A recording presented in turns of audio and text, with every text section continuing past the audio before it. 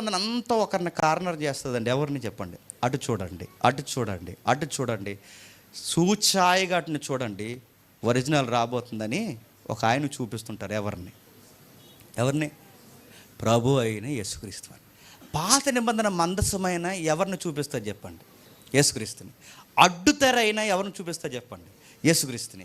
పాత నిబంధనలో ఏ ప్రక్షాళన, ప్రోక్షణ, రక్త బలి అయినా, చివరికి జంతువైనా, గొర్రె పిల్ల అయినా, పక్షి అయినా, ఏది జరిగినా పాత నిబంధనలో ఎవరిని అడ్రస్ చేస్తుంది చెప్పండి?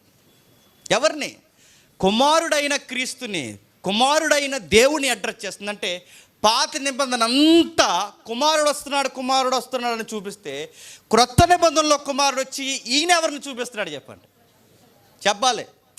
ఈయన ఎవరిని చూపిస్తున్నాడు? తండ్రి లేకుండా ఏది చేయను, తండ్రి లేకుండా ఏది చేయను, తండ్రి మహిమ, తండ్రి మహిమ, తండ్రి మహిమ. ఆయన ఏమన్నాడంటే కుమారుని ముద్దు పెట్టుకోండి, కుమారుని ముద్దు పెట్టుకోండి,